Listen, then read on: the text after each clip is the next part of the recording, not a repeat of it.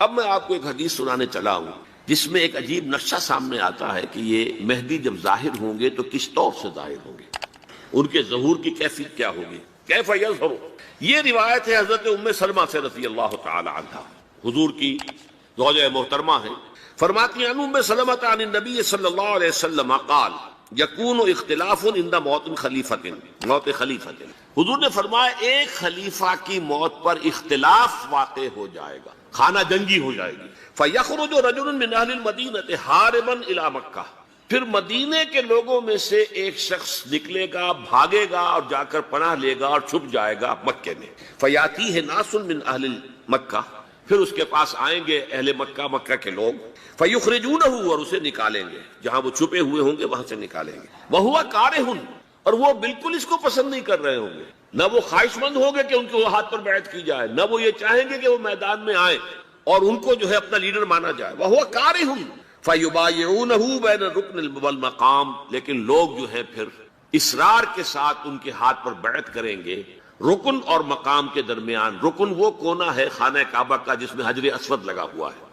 اور مقام ابراہیم جو ہے، ان دونوں کے مابین جو یہ علاقہ ہے یہاں پر وہ بیعت ہو۔ وَيُبْعَثُ إِلَيْهِ بَعْثٌ مِنَ الشَّامِ، ان کے خلاف ایک لشکر بھیجا جائے گا شام سے۔ نہیں کہا جا سکتا کہ باسی حکومت اس وقت کی جو ہے اس کی طرف سے کوئی مسئلہ اس طرح کا اٹھ کھڑا ہو، اس لیے کہ ابھی تو بہرحال باسی حکومت وہاں ہے۔ فَيُخْصَفُ بِهِمْ بِالْبَيْضَاءِ بَيْنَ مَكَّةَ وَالْمَدِينَةِ، لیکن اللہ تعالیٰ اس لشکر کو مکے اور مدینے کے درمیان وادی بیضاء میں دھسا دے گا، زمین کے اندر پورے کے پورے لشکر کو۔ فَإِذَا رَأَى النَّاسُ ذَلِكَ، جب لوگ یہ دیکھیں گے کہ اتنی بڑی نشانی ظاہر ہو گئی، أَتَاهُ أَبْدَالُ الشَّامِ وَعَصَائِبٌ مِنَ الْعِرَاقِ فَيُبَايِعُونَهُ، اب شام سے سارے کے سارے جو اولیاء اللہ ہیں وہ بھی آئیں گے، اور عراق سے جوق در جوق لوگ آئیں گے اور ان سے بیعت کریں گے۔ وَيَعْمَلُ فِي النَّاسِ بِسُنَّةِ نَبِيِّهِمْ، پھر وہ عمل کریں گے لوگوں کے مابین، حکومت کریں گے اپنے نبی کی سنت کے مطابق۔ وَيُلْقِي الْإِسْلَامُ بِجَرَانِهِ، اور اسلام اپنی گردن زمین پر ٹکا دے گا، وَالْأَرْضِ فِي الْأَرْضِ، زمین میں، فَيَلْبَسُ 7 سنین، پھر وہ 7 برس تک حکمران رہیں گے، ثم یتوفا، پھر ان کا انتقال ہوگا، ویصلی علیہ المسلمون، اور مسلمان ان پر نماز پڑھیں گے۔ یہ جو میں نے آپ کے سامنے نقشہ کھینچا ہے، اس سے اب میں ایک نتیجہ نکالتا ہوں، اسے بھی میرا گمان کہیے، اختلاف بھی کر سکتے ہیں آپ، اگر اس کو وزنی سمجھے قبول بھی کر سکتے ہیں۔ وہ یہ ہے کہ میرے نزدیک ان کے ظہور کا وقت قریب، اور اس کی تھوڑی سی بعد میں مجھے معلوم ہوا کہ جین ڈکسن غالباً نام ہے امریکن اس کا، جس نے یہ پیشن کوئی خبر دی تھی کہ 1962 میں عالم عرب میں ایک بچہ پیدا ہوا ہے کہ جو وہاں کا نقشہ بدل کر رکھتے ہیں۔ یہ جین ڈکسن کی غالباً پیشن گوئی ہے۔ بہرحال مجھے اس کی پیشن گوئی سے کوئی دلچسپی نہیں ہے، میں تو جو احوال دیکھ رہا ہوں، یعنی اسرائیل کا قائم ہو جانا، اور اس کے بعد اب یروشلم کا مسلمانوں کے ہاتھوں سے نکل جانا، اور اب گویا کہ وہ الملحمۃ العظمیٰ جو ہے تلی کھڑی ہے، کسی بھی وقت جو ہے یہ جو ہے وہ لاوا پھٹ سکتا ہے، آتش فشاں پھٹ سکتا ہے۔ تو یہ تمام حالات ایسے ہیں کہ جن کی وجہ سے میں سمجھتا ہوں کہ ایک تو جو قرآن مجید کے اشارات میں نے آپ کو بتائے، 14 صدیاں 14 دن میں چاند کا پورا ہونا، والقمر اذا اتسق، 14 دن میں 14ویں کا چاند۔ اسی طرح اب یہ 14 صدیوں کے بعد یہ صدی جو 15ویں صدی ہے، یہ در حقیقت ظہور امام مہدی کی صدی، اور یہ ہے آغاز وحی سے قبل کا، کیونکہ حضور کی زندگی میں یہ جو دن آئے تھے 25 برس کی عمر سے لے کے 40 برس کی عمر تک، 25 برس کی عمر تک کی آپ کی زندگی بڑی مشقت کی زندگی رہی، بڑی محنت کی زندگی رہی، افلاس کی زندگی، تنگ دستی کی زندگی۔ عین بچپن میں آپ بھیڑے بکریاں چراتے ہیں، علی قرابید، چند چکوں کے عوض، یہ حضور کے اپنے الفاظ، میں چند چکوں کے معاوضے میں اب بھیڑے بکریاں چراتا۔ پھر آپ ذرا بڑے ہوئے، اس لیے کہ ابو طالب جو ہے وہ بہت ہی مفلس انسان تھے، سرپرستی تو وہ کر رہے تھے، لیکن واقعہ یہ ہے کہ پرورش کی ہے محمد رسول اللہ نے خاندان ابو طالب، اپنی مزدوری سے، اپنی محنت سے، اپنی مشقت سے۔ پھر آپ نے تجارت کرنی شروع کی ملازمت کی شکل میں، تو یہ 6 دن تھے۔ وَوَجَدَكَ عَائِلًا فَأَغْنَىٰ، پایا اللہ نے آپ کو کیا تنگ دست ہیں، تو اللہ نے غنی کر دیا۔ غنی کس طور سے کیا؟ حضرت خدیجہ سے شادی ہوئی 25 برس کی عمر میں، جو عرب کی متمول ترین خاتون، ان کی اپنی فرمائش پر انتہائی محبت کرنے والی۔ تو واقعہ میں آپ کو سنا رہا تھا کہ اس زمانے میں یہ 25 برس سے لے کر اور 40 برس کی عمر شریف کے مابین کبھی یہ واقعہ پیش آیا ہے کہ حضور ایک دفعہ کہیں نکل گئے مکے سے باہر، مختلف وادیاں ہیں، پہاڑ ہیں، پہاڑوں کے مابین وادیاں، ایک وادی میں آپ نے دیکھا وہ قبیلہ آ کر پڑاؤ ڈالے ہوئے، انتہائی مفلوق الحال، بھوک کی وجہ سے جسم سوکھ کر کانٹے ہوئے ہیں، تن پر کپڑے نہیں، حالت دیکھ کر آپ آئے انتہائی ملول اور غمگین ہو کر، گھر میں آ کر چادر لے کر لیٹ گئے۔ اب پوچھا حضرت خدیجہ نے کیا ماجرا ہے، کیا ماجرا؟ آپ نے فرمایا میں گیا تھا باہر فلاں وادی میں، دیکھا فلاں گھاٹی قبیلہ ہے، پڑاؤ ڈالے ہوئے ہیں اور یہ حال۔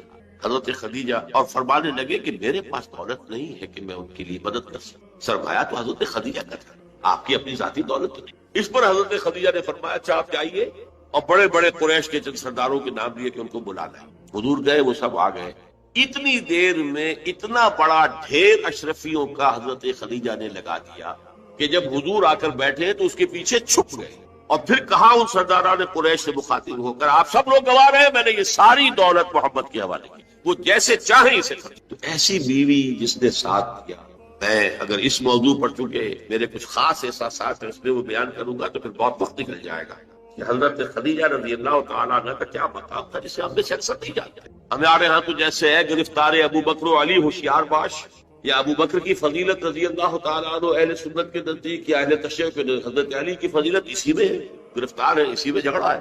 اسی طرح عائشہ اور فاطمہ کا جھگڑا ہے۔ ایک گروہ ہے کہ جو حضرت عائشہ رضی اللہ تعالیٰ عنہ کو بہت بلند کرتا ہے، اونچا رکھتا ہے، دوسرا گروہ ہے جو حضرت فاطمہ رضی اللہ تعالیٰ عنہ۔ لیکن یہ کہ حضرت خدیجہ الکبریٰ کا ذکر نہیں ملا، بہت کم ہے۔ بلکہ میں نے جب ابھی شاید 2-3 سال ہوئے جب میں گیا تھا ایران، اور وہاں کے اچھے مشاہدات میں سے تہران کے ایک یہ بھی تھا کہ انہوں نے خالص خواتین کی یونیورسٹی قائم کی، اس کا نام رکھا جامعۃ الزہراء، حضرت فاطمہ رضی اللہ تعالی عنہا کے نام پر انہوں نے یونیورسٹی قائم کی۔ تو جب ایک ملاقات میں ان کا وہ ٹاپ کا سٹاف وغیرہ جمع تھا یونیورسٹی کا، میں نے کہا کاش آپ نے اس کا نام جامعۃ الخدیجہ الکبریٰ رکھا ہو، چونکہ میں نے کہا دیکھیے یہ سنیوں اور شیعوں کے مابین مدرسۃ العائشہ للبنات، یعنی جو بھی کوئی رکھے گا یہاں پہ مدرسہ بنائے گا سنیوں میں سے، خاص طور پر اہل حدیث جنہیں عرف عام میں وہابی کہتے ہیں، وہ حضرت عائشہ کے نام پر مدرسہ بنائے گا، بچیوں کے لیے مدرسہ حضرت عائشہ کے نام، شیعہ ہوں گے تو حضرت فاطمہ زہرا کے نام۔ لیکن حضرت فاطمہ کی والدہ حضرت خدیجہ جو صدیقۃ الکبریٰ ہیں، ان کے نام کے ساتھ کبریٰ اس لیے جمع ہوا ہے، صدیق اکبر، الصدیق الاکبر ہے حضرت ابو بکر رضی اللہ تعالیٰ عنہ، الصدیقۃ الکبریٰ، جیسے حضرت مریم کے بارے میں آتا ہے قرآن میں کان امہ صدیقہ، اس امت کی الصدیقۃ الکبریٰ حضرت خدیجہ رضی اللہ تعالیٰ عنہ۔ اور ایک بات راز کی ہے جو میں کہہ رہا ہوں، عام طور پر عام خطابات میں یہ باتیں نہیں کہی، مجھے تو محسوس ایسا ہوتا ہے کہ اللہ تعالیٰ نے حضرت خدیجہ کی ذات میں حضور کو صرف بیوی کی وفاداری اور وفا شعاری اور محبت نہیں دی، والدہ کی شفقت۔ حضور محروم ہوئے بہت ارلی عمر میں، والد کو تو دیکھا ہی نہیں، والدہ کی شفقت سے بھی بہت ڈرتا۔ عمر کا فرق اتنا تھا 25 اور 40 نہ کیجیے، اور آپ کو معلوم ہے میری نانی میرے بڑے ماموں سے 13 برس بڑی تھی، 13 برس میں ان کی ولادت ہو گئی تھی، اور عرب کا معاملہ تو اور گرم ماحول کا تھا، تو کیا 15 برس کی عمر میں حضرت خدیجہ کی اولاد نہیں ہو سکتی تھی؟ اگر وہ ہوتی تو کیا وہ حضرت عمر حضور کی ہم عمر نہ ہوتی؟ اس حوالے سے چنانچہ ایک واقعہ میں آپ کو اور سناتا ہوں۔ ایک مرتبہ حضور صلی اللہ علیہ وسلم اسی طرح جو بھی نیا تجربہ تھا عالم ملکیت اور عالم بشریت کے درمیان اتصال کا، اور جس کی وجہ سے ایک خوف کسی کیفیت، ایک تشویش کا سا انداز، تو حضرت خدیجہ نے ایک مرتبہ یہ کہا کہ اچھا اب جب وہ آئے وہ فرشتہ ہے یا کیا ہے، وہ بدروح ہے یا کوئی واقعتاً فرشتہ ہے، جب بھی وہ آپ کو نظر آئے تو مجھے بتائیے۔ حضرت جبرائیل آئے، حضور نے فرمایا وہ آگے، اب ذرا نوٹ کیجئے، حضرت خدیجہ نے اپنے بال کھول دیے، اپنی آغوش میں حضور کو لے لیا اور پوچھا کہ کیا اب بھی نظر آ رہا ہے؟ فرمایا نہیں۔ فرمایا یقیناً یہ فرشتہ ہے، کوئی بدروح نہیں ہے، فرشتہ ہے جس نے حیا کی ہے، اگر کوئی بدروح ہوتی تو وہ غائب نہ ہوتی۔ اب آپ اندازہ کیجئے عظمت فکر، سوچ کا، آپ کے فکر کا، شعور کی بلندی کا۔ بہرحال سن 10 نبوی کا تذکرہ کر رہا تھا، حضرت خدیجہ کا انتقال، ابو طالب کا انتقال، جو ایک پروٹیکشن، ٹرائبل زندگی میں پروٹیکشن، جیسے کہ آج ہی میں پڑھ رہا تھا کہ جو بھی پہلا ایک معاہدہ اوس و خزرج کے درمیان جو مسلمانان نے یثرب کا اور پھر مہاجرین کو ساتھ شامل کر کے حضور نے کروایا تھا، اس میں یہ شرط بھی تھی کہ اگر کوئی ایک مسلمان بھی کسی کو پناہ دے دے گا تو وہ سب کی طرف سے شمار۔ یہی معاملہ قبائل میں ہوتا تھا، قبیلے کا ایک فرد اگر کسی کو شخص کو پناہ دے دیتا ہے تو وہ پورے قبیلے کی طرف سے۔ اس حوالے سے خاندان بنو ہاشم کی سرداری تھی ابو طالب کی، اور وہ پروٹیکشن دے رہے تھے محمد عربی صلی اللہ علیہ وسلم، اگرچہ ایمان نہیں لائے لیکن وہ ایک طبی محبت تھی، اور اس طبی محبت کی بنیاد پر انہوں نے خاندان بنو ہاشم کا سایہ کیا ہوا تھا حضور پر صلی اللہ علیہ وسلم۔ اب ظاہر بات ہے کہ اگر بقیہ دوسرے قبیلے جو تھے اس کے سردار وہ اگر کوئی اقدام کرتے حضور کے خلاف تو یہ گویا کہ بنو ہاشم کے خلاف اعلان جنگ ہو جاتا اور ان فائٹنگ شروع ہو جاتی، خانہ جنگی سول وار مکے میں شروع ہو جاتی۔ یہ وجہ ہے کہ 10 برس تک اس اقدام کی جرت انہیں نہیں تھی۔ سفارتیں لاتے رہے، ابو طالب کے پاس سفارتیں آئیں، کبھی لالچ پیش کیا، آپ ان سے کہیے اگر انہیں دولت چاہیے تو ضرور سیم و زر کے ہم انبار لگا دیں کہ تک انہیں کوئی سیادت چاہیے تو ہم انہیں اپنا بادشاہ ماننے کو تیار ہے، اگرچہ ہمارا کوئی مزاج نہیں ہے کسی بادشاہ کو ماننے کا، ان کو ماننے کے، اور اگر کہیں شادی کرنا چاہیں تو اشارہ کرتے ہیں قریش کے جس بڑے سے بڑے گھرانے میں کہیں گے آپ ان کی شادی کر دیں۔ یہ بھی تھی آفر جب حضور نے فرمایا تھا کہ چچا جان چاہے یہ میرے داہنے ہاتھ پر سورج اور بائیں پر چاند رکھتے تب بھی میں اپنے اس دعوت سے باز نہیں۔ ان کا مطالبہ یہ تھا کہ یہ دعوت ختم کرو، ہمارے معبودوں کو برا نہ کریں، جس کے ضمن میں پھر آخری جبکہ ابو طالب بستر مرگ پر تھے اس وقت جو آخری سفارت آئی اور انہوں نے آخری چیلنج کیا کہ ابو طالب اب بھی اگر تم باز نہیں آتے تو پھر ٹھیک ہے، ہمارا الٹیمیٹم ہے، آؤ میدان میں مقابلہ کرو یا روک لو اپنے بھتیجے۔ اس پر جب ابو طالب نے بلایا اور حضور سے کہا ہے کہ بھتیجے مجھ پر اتنا بوجھ نہ ڈالو جو میں برداشت نہ کر سکتا، ظاہر بات ہے اکیلا خاندان بنی ہاشم پورے قبیلہ قریش کا مقابلہ، پھر خود جو ہے نہایت ضعیف بوڑھے اور بستر ملک پر ہے تقریباً، بھتیجے مجھ پر اتنا بوجھ نہ ڈالو، اسے میں برداشت نہ کر سکتا۔ اس پر حضور کی آنکھوں میں آنسو کہ ایک ہی مرئی سہارا دنیا میں ویزیبل اسباب عالم کے اعتبار سے ایک پروٹیکشن، ایک سہارا، ایک مدد کی شکل تھی، آج وہ بھی جا رہی ہے۔ سب کہا آپ نے ایک ہی چچا جان اب تو یا تو یہ بات پوری ہو کر رہے گی اور یا میں اپنے آپ کو اسی میں ہلاک کر دوں گا، میرے لیے کوئی ریٹریٹ کا کوئی امکان نہیں ہے، کوئی واپسی کا کوئی امکان نہیں ہے، پسپائی کا کوئی۔ بہرحال میں نے یہ سارا پس منظر بتایا ہے عام الحزن، اور یہ ابو طالب کا بھی انتقال ہو گیا، وہ پروٹیکشن ختم ہو گیا، بلکہ اب بنو ہاشم کا سردار ابو لہب ہے جو خود دشمن ہے انتہائی، یوں سمجھیے کہ زہریلا دشمن، جس نے اس وقت کہہ دیا تھا تب لکا لہذا جماعت، جس نے اپنے دونوں بیٹوں سے حضور کی دونوں صاحبزادیوں کو طلاق دلوائی۔ طلاق وہی مانا وہاں تو در حقیقت نسبت کا ہو جانا ہی ایک طرح کا نکاح ہوتا تھا، وہ نکاح باقاعدہ ہو جائے گا لیکن نسبت ہو گئی، منسوخ ہو گئی، تو گویا کہ ایک رشتہ قائم ہو گیا۔ دونوں بیٹے تھے ابو لہب کے جن سے حضور کی 2 صاحبزادیوں کا رشتہ تھا، ان دونوں نے آ کر نہایت گستاخانہ انداز میں، توہین آمیز انداز میں آ کر حضور کے سامنے کھڑے ہو کر اور کہا کہ ہم تمہاری بیٹیوں کو طلاق دیں۔ سارا سب جیلے ہیں حضور صلی اللہ علیہ وسلم۔ اب وہ ہے بنو ہاشم کا سردار، کیا نکلے گا نتیجہ؟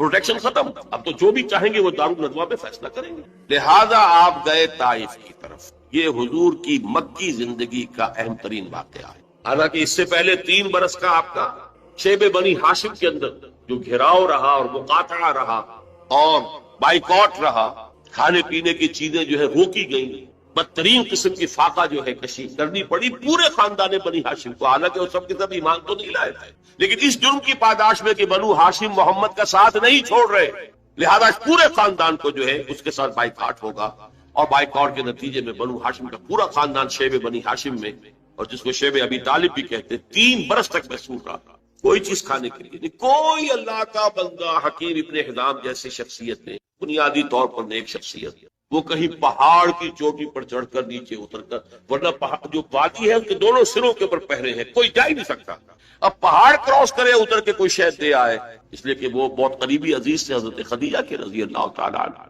تو اپنی رشتہ داری کا بھی وہ کچھ داری کبھی لے آئے تو لے آئے، ورنہ وہ وقت بھی آیا ہے کہ بنو ہاشم کے پھول جیسے بچے بلک رہے ہیں، کھانے کو کچھ نہیں ہے سوائے اس کے کہ سوکھے چمڑے ابال کر ان کا پانی ان کے حلق پر ڈب دیا جاؤ۔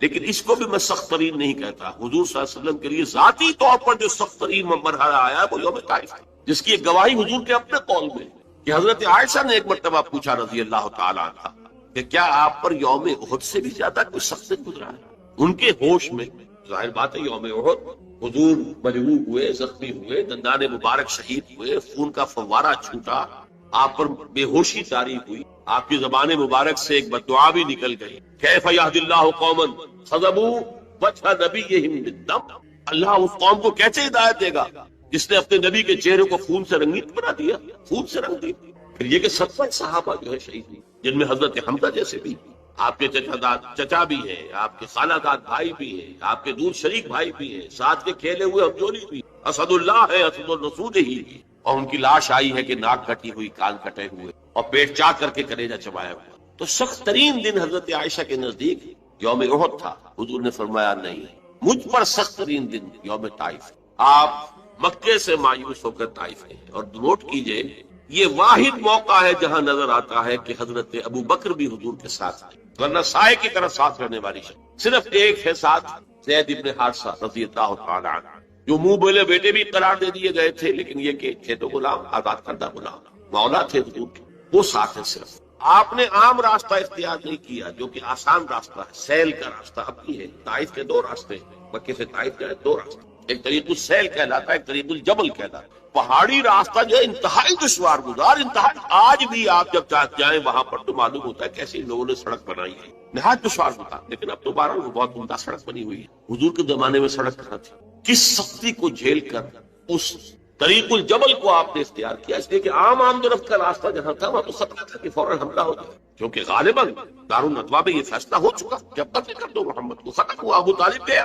اب کوئی ہمیں اندیشہ نہیں ہے کہ کوئی ان فائٹنگ ہو جائے گی، کوئی جو ہے سول وار ہو جائے گی قریش میں، لہٰذا اس لیے آپ اوائڈ کر رہے ہیں اس راستے کو جس پر آمد و رفت عام ہے۔ وہ دشوار گزار راستے سے ہو کر طائف پہنچے، وہاں کے 3 سرداروں کے پاس جا کر اپنی دعوت پیش کی، اس امید میں کہ اگر ان میں سے کوئی ایک بھی دعوت قبول کر لے، مجھ پر ایمان لے آئے تو میں یہاں منتقل ہو جاؤں، یہ میرا دارالہجرت بنے۔ حکمت خداوندی میں، مشیت ازدی میں یہ معاملہ جو ہے، یہ شرف پہلے سے طے تھا یثرب کے لیے، لیکن حضور کی اپنی غور و فکر، سوچ بچار، اس کے حوالے سے آپ طائف پہنچے۔ تینوں نے جو جواب دیے ہیں کلیجے سے پار ہونے والے جوابات، ایک جگہ فوراً روانہ ہو جاؤ یہاں، اس لیے کہ ہو سکتا ہے تم سچے ہو، واقعی رسول ہو، تو میں نے کوئی توہین کر دی تو میں مارا جاؤں گا، اور ہو سکتا ہے تم جھوٹے ہو۔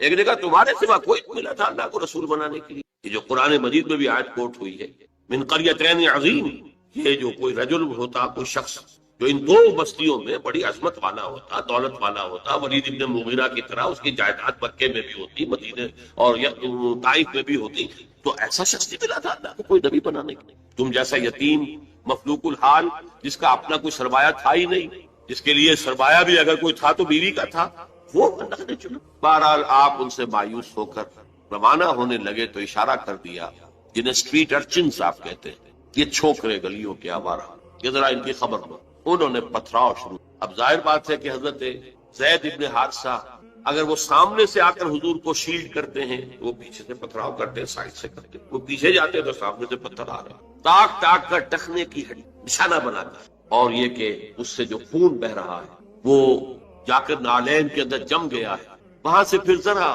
آپ نکلے ہیں، ایک جگہ ٹھہرے، زیادہ تفصیل میں نہیں میں جا رہا، لیکن خاص طور پر یہ نوٹ کرا دینا چاہتا ہوں کہ حضور کی زبان مبارک پر فریاد آتا، اللہم الیک اشکو ضعف قوتی وقلت حیلتی وہوانی علی الناس، اے اللہ تیری ہی جناب میں فریاد کرتا ہوں اپنی قوت کی کمی کا، اپنے وسائل کی کمی، اور لوگوں کے سامنے جو رسوائی ہو رہی ہے، رسوائی، یہ رسوائی مکے میں نہیں ہوئی تھی کبھی، یہ پتھراؤ مکے میں نہیں ہوا تھا کبھی۔ اللہم الیک اشکو ضعف قوتی وقلت حیلتی وہوانی علی الناس، الی من تکلنی، اے اللہ مجھے کس کے حوالے کر دیا، الی بعید یتجہمنی اور الی عدو ملکت امری، کیا وہ دور دراز کے لوگ جن کا مجھ سے کوئی تعلق ہی نہیں ہے، ان کو مجھ پر حملہ کرنے کے لیے کھلی چھوٹ دے دی، اور کیا دشمن کے حوالے مجھے کر دیا کہ جو چاہے کر دیا، یہ فریاد۔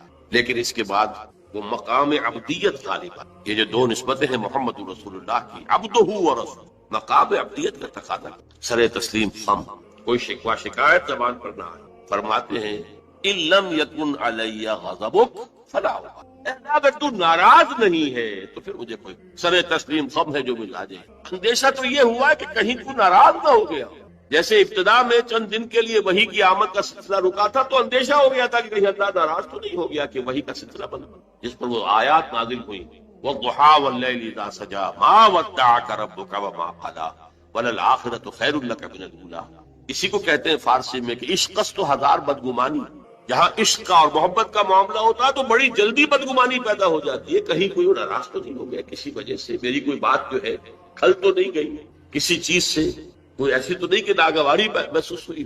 تو ان لم یکن علی غضب فلا ابالی، اگر غضب نہیں ہے تیرا، ناراض نہیں ہے تو پھر مجھے کوئی پرواہ نہیں. اعوذ بنور وجهک الذی اشرقت له الظلمات، میں تیرے چہرے انور کی اس ضیاء اور نور کی پناہ میں آتا ہوں کہ جس سے تمام اندھیارے جو ہے وہ دور ہو. بہرحال وہاں سے جب واپس آئے ہیں تو نوٹ کیجئے ٹرننگ پوائنٹ ہے یہ، اس لیے کہ یوم طائف ایک اعتبار سے کلائمیکس ہے، ذاتی اعتبار سے محمد الرسول اللہ صلی اللہ علیہ وسلم پر ابتلاء اور آزمائش اور امتحان اور سختی کا نقطۂ عروج، کلائمیکس. اور اسے مولانا مناظر حسن گیلانی رحمۃ اللہ علیہ نے اپنی تصنیف النبی الخاتم میں ٹرننگ پوائنٹ قرار دیا. اس کے بعد سے اللہ تعالیٰ کی طرف سے خصوصی پروٹیکشن، اللہ تعالیٰ کی طرف سے خصوصی حفاظت جو ہے حضور صلی اللہ علیہ وسلم کو حاصل. لیکن یہ کہ فوری طور پر طائف سے واپسی کے بعد معاملہ یہ ہوا ہے. عالم اسباب میں حضور کا معاملہ یہ تھا کہ آپ داخل نہیں ہو سکتے مکے میں، کیا کریں؟ وہاں قتل کا فیصلہ ہو چکا، داخل ہوں گا تو قتل کر دے. اور جب دارالندوا میں فیصلہ ہو چکا ہو تو کوئی اس کے اوپر جرم نہیں، کوئی اس کے اوپر الزام نہیں، کوئی مقدمہ نہیں بنے گا. طائف گیا تھا خالی ہاتھ لوٹا. عالم اسباب، اب نوٹ کیجیے جو نقطہ میں واضح کرنا چاہتا کہ حضور کی ساری جدوجہد عالم اسباب میں قدم بقدم زمین پر چل کر ہوئی. عالم اسباب کے وہ استعمال کرتے ہوئے ایک مشرک کو، کافر کو پیغام بھیجتے ہیں اگر تم مجھے امان دے دو، اپنی امان میں لے لو تو میں مکے میں آ جاؤں. مجھے میں بتا چکا ہوں قبیلے کی بات یہ ہوتی ہے، ایک شخص نے امان دے دی تو سب کی طرف سے امان، اس نے انکار کر دیا. پھر زید ابن حارثہ کو دوسرے کے پاس گئے، اس نے بھی انکار کر دیا. تیسرا شخص وہ شریف النفس تھا مطعم بن عدی، اس کے پاس جب پیغام پہنچا اس نے کہا ٹھیک ہے آپ میری امان میں آ جائیں. آپ نے فرمایا یوں نہیں، آپ لے کر جاؤ. اس کی وجہ کیا کہ میں اگر ایسے ہی مکے میں داخل ہو جاؤں فوراً مجھ پر حملہ کر کے ختم کر دیں تو لوگ تو کہیں گے ہمیں کیا پتا تھا کہ مطعم بن عدی نے امان دی ہے، مجھے نو، لہذا آؤ اور لے کر جاؤ.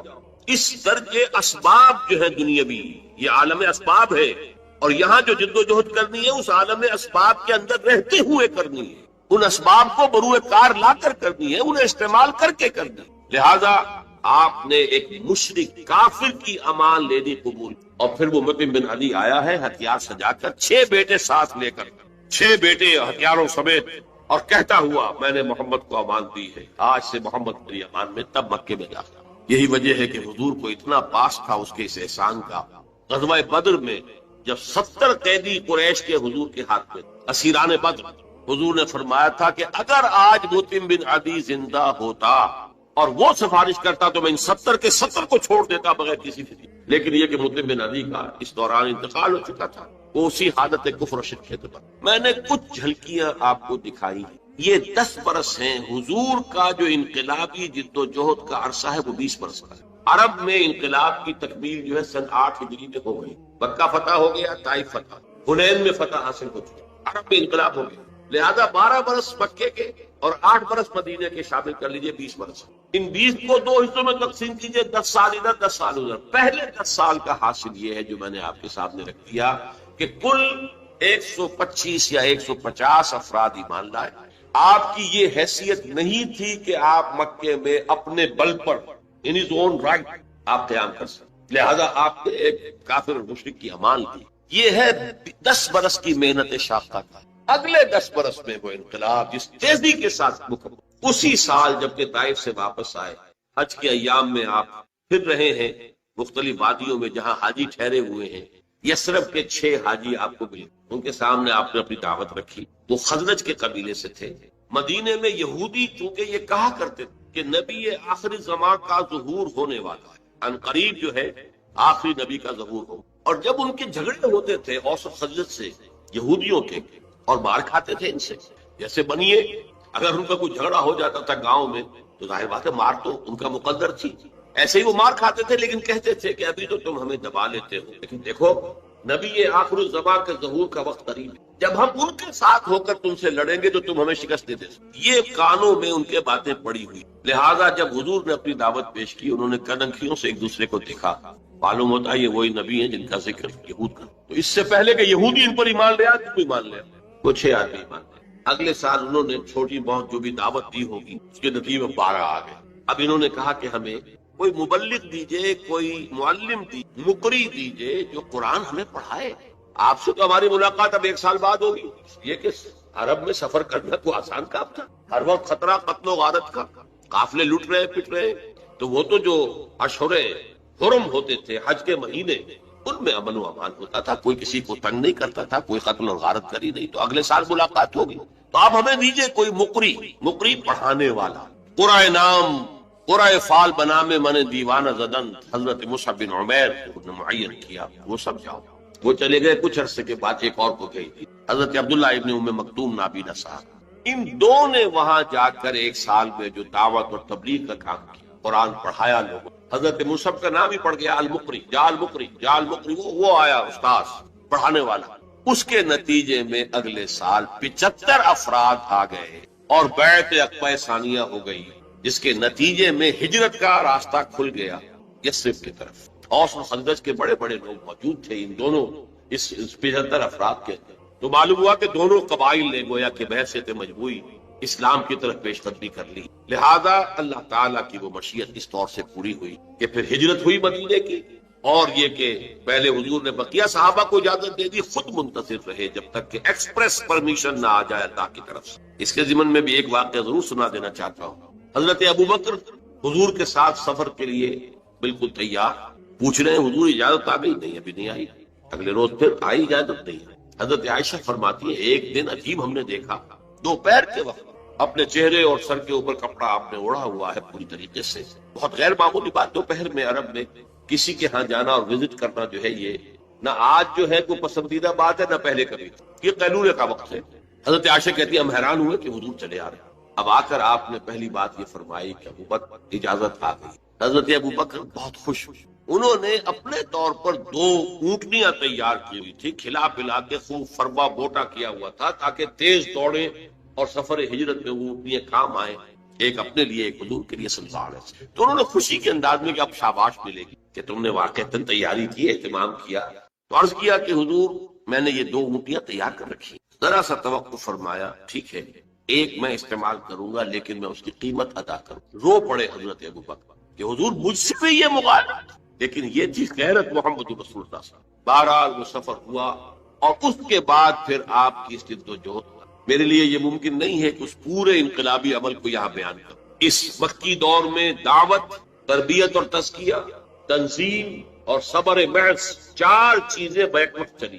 صبر محض کیا تھا کہ اس دور میں یہ تیاری کا دور ہے. جب تک کہ ہمارے پاس اتنی طاقت نہیں ہے کہ کفر کے سامنے آمنے سامنے کھڑے ہو کر مقابلہ کریں، اس وقت تک اگر تم پر کوئی زیادتی کی جائے تو جھیلو اور برداشت کرو اور صبر کرو، کوئی جوابی کارروائی. یہ انتہائی سمجھیے کہ کروشل تھا معاملہ حضور کی کامیابی کا اور حضور کی دور اندیشی کا، معاملہ فہمی کا. قرآن مجید میں وحی جلی میں کوئی ایسا حکم نہیں آیا تھا. وہ تو حکم جو اس کا تذکرہ آتا ہے سورہ نساء کے اندر. ایک وقت تھا جبکہ تم سے کہا گیا تھا کہ کفو ایدیکم، اپنے ہاتھ بندھے رکھو. اس وقت تو کچھ لوگ کہتے تھے کہ ہمیں جنگ کی اجازت نہیں چاہیے. اب جب کہ جنگ فرض کر دی گئی ہے، کچھ لوگ ہیں کہ جو اس سے کرنی کترا رہے ہیں. وہاں یہ ذکر سورہ نساء ہے، مکی صورتوں میں کہیں اس کا ذکر. اب یہ بھی ممکن ہے کہ وحی خفی کے ذریعے سے اللہ نہیں ہو. حضور پر صرف وحی جلی نہیں آتی تھی، وحی خفی بھی. لیکن اس سے زیادہ قرین قیاس ہے کہ حضور کا اپنا تدبر تھا، حضور کی اپنی تدبیر تھی، حضور کی اپنی سوچی سمجھی رائے تھی کہ کوئی انقلابی جماعت جبکہ ابھی وہ تھوڑی ہے، تعداد میں کم ہے، قوت میں کمی ہے، اگر وہ وائلنٹ ہو جائے تو کچل دی جائے گی.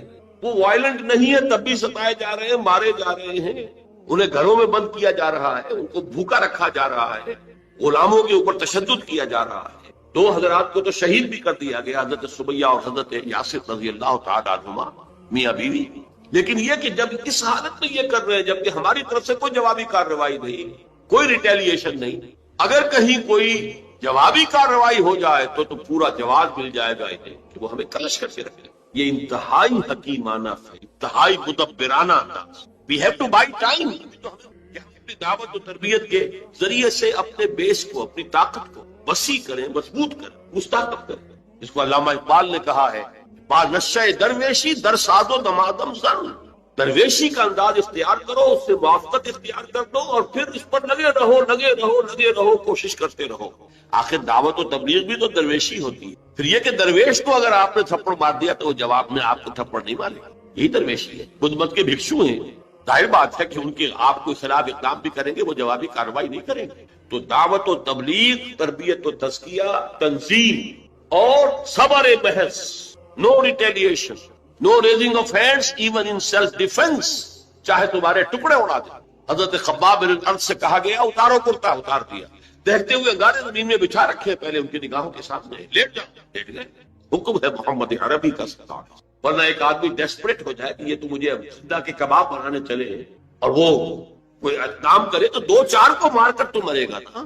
ڈیسپریٹ آدمی. بلی کو بھی اگر آپ کارنر کر لیں اور اسے محسوس ہو کہ اب اس نے میرے لیے کوئی راستہ نہیں چھوڑا ہے بھاگنے کا، وہ آپ پر حملہ آور ہو جائے. بلی تو ایک انسان، اسے یہ معلوم ہو جائے کہ یہ تو مجھے بھوننے لگے زندہ کو، تو وہ اگر کوئی کارروائی کرے گا تو ایک دو کو تو مار کر مرے گا، لیکن نہیں، اجازت نہیں. تو یہ جو 12 برس ہیں مکے کے، یہ دعوت و تبلیغ، تربیت و تزکیہ، تنظیم، جس کا کلائمیکس ہے بیعت عقبہ ثانیہ، جس میں کہ حضور نے عہد لیا، آیانا رسول اللہ صلی اللہ علیہ وسلم علی السمع والطاعۃ فی العسر والیسر والمنشط والمکرہ وعلی عثرۃ علینا وعلی لا ننازع امر اہلہ وعلی نقول بالحق اینما کنا لا نخاف فی اللہ لومۃ لائم.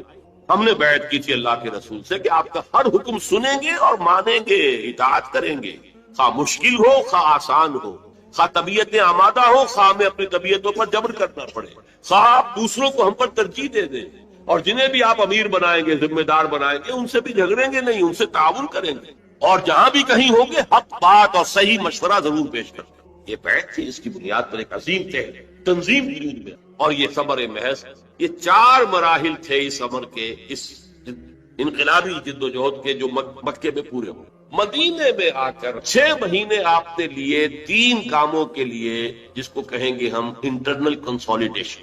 مسجد نبوی کی تعمیر جو ایک مرکز بن، اب یہ دار الندوہ بھی ہے، دار المشاورہ بھی ہے، یہ دار العبادہ بھی ہے، دار الصلاۃ بھی ہے، یہی دار التعلیم بھی ہے، یہی دار التزکیہ بھی ہے، دار الاحسان بھی. خانقاہ کہہ لیں، درسگاہ کہہ لیں، تربیت گاہ کہہ لیں، عبادت گاہ کہہ لیں، حکومت کا مقام کہہ لیں، مشورے کی جگہ کہہ لیں، پارلیمنٹ ہاؤس کہہ لیں، یہ سب مسجد نبوی ایک مرکز وجود میں آ گیا. نمبر 2، انصار اور مہاجرین کو بھائی بھائی بنا، تاکہ یہ 2 حصے، جماعت، اسلامی جماعت کے 2 حصے مربوط ہو.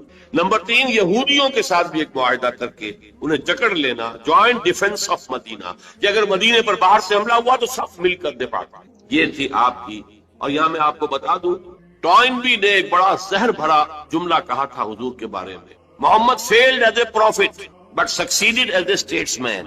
محمد نبی کی حیثیت سے تو ناکام ہو گئے، مکے میں جو نقشہ تھا، دعوت ہے، تبلیغ ہے، تربیت ہے، تزکیہ ہے، صبر ہے، یہ تو تھا وہ واقعی جو نبی کام کیا کرتے تھے. وہی جو حضرت عیسیٰ نے 3 سال کیا، وہی کام تھا نا یہ. بٹ دیر ہی فیلڈ، ناکام ہو گئے، بھاگے وہاں سے. ان کا کہنا یہ فلائٹ ٹو مدینہ کہتے ہیں، فرار، مدینہ کی طرف فرار. یہ فرار نہیں تھا، یہ جیسے آلٹرنیٹ بیس کی تلاش میں آپ گئے تھے طائف، مشیت اس کی کچھ اور تھی، کہ آلٹرنیٹ بیس تھا جو مدینے کی شکل میں تھا، اپنی جد و جہد کو لانچ کرنے کے لیے، اپنے آفینسو کے لیے بیس وہ مدینہ تھا. تو جو پروفیسر منٹگمری واٹ ہے، جس کو کہ ایک مرتبہ ضیاء الحق صاحب نے یہاں پہ خاص طور پر بلایا تھا، برطانوی پروفیسر ہے، اس نے سیرت النبی پر 2 کتابیں لکھی ہیں، محمد at Mecca, Muhammad at Medina. اور ان دونوں کتابوں کے اندر حضور کی شخصیت کے متضاد پہلوؤں کو نمایاں کیا. مکے والا محمد کچھ اور ہے، مدینے والا اور ہے. مکے والا محمد تو واقعی داعی ہے، مبلغ ہے، مربی ہے، مزکی ہے، درویش ہے، وہ تو واقعی نبیوں والا نقشہ ہے، جیسے نبی ہوتے تھے. مدینے والا محمد تو اسٹیٹس مین ہے، سیاستدان ہے، سپہ سالار ہے، یہ تو ہے ہی دوسری شخصیت. لیکن یہ کہ جو بھی اس نے شرارت کی ہے ان 2 کتابوں کو علیحدہ علیحدہ اور اس کے تضاد کو نمایاں کرنے کے لیے، اس سے قطع نظر محمد مدینہ میں اس نے حضور کے لیے مدح کے، تعریف کے جتنے سپرلیٹیوز ہیں سب جمع کر دیے، جو انگریزی زبان میں آپ کی دور اندیشی، آپ کی معاملہ فہمی، آپ کی ہر نئی صورتحال کے بارے میں صحیح اقدام کی صلاحیت، آپ کی انسان شناسی، انسان کو سمجھ لینا، اور ہر انسان سے اس کی سطح پر بات کر سکنا، ہر انسان سے اس کی صلاحیت اور استعداد کے مطابق کام لے لینا. یہ انسان شناسی اگر نہ ہو تو دنیا میں آپ کامیاب نہیں ہو سکتے. موقع شناسی، تدبر، سیاست، آپ کی اسٹیٹس مین شپ، اس کے لیے سارے سپرلیٹیوز جتنے بھی ممکن ہے وہ جمع کر دیے. اسی لیے دھوکہ کھاتا ہے مسلمان کہ یہ محمد صلی اللہ علیہ وسلم کی تعریف کر، حالانکہ وہ کنٹراسٹ دکھا رہا ہے کہ یہ ہے آپ کے اوصاف حیثیت سیاستدان اور اسٹیٹس مین کے. بحثیت نبی تو ناکام ہو گئے، مدینے سے، مکے سے بھاگ کر مدینے میں پناہ لینی پڑی. تو یہ زہر گھولا ہوا اس نے. لیکن میں نے اس لیے بتایا کہ واقعتاً یہ میثاق مدینہ شاہکار تھا محمد رسول اللہ کی معاملہ فہمی، دور اندیشی اور سیاست کو سمجھنے۔